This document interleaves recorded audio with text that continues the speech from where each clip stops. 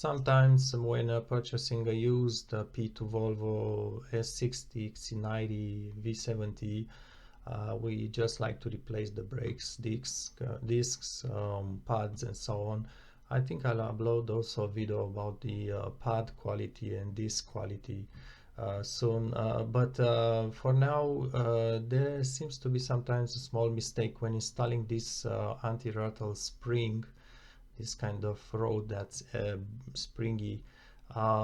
It's meant to stay in this position, so basically we like to insert it in the hole here first and then bring it, and notice how it stays against the caliper at this area, and then pass it underneath this caliper edge again underneath here. And you may notice sometimes the spring has a small well, a rubbery well.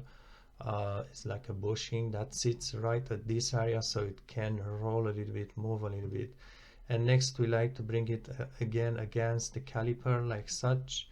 And the last bit, it's a little bit tricky to insert into the hole. I like to grab a pliers, grab it strongly with the pliers, bring it here, and just tap slightly with a hammer to insert it there. Sometimes I guess people who don't who do this for the first time, they just may position the spring incorrectly.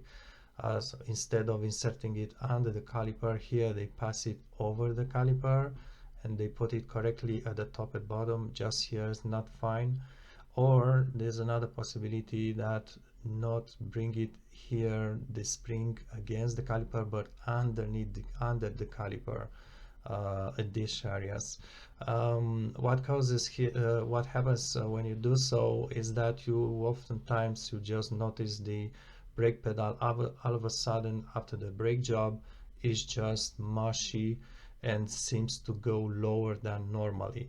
If you feel that, just check right away the springs. They are the same, they should be positioned the same way on both front and rear wells, so check all four wells.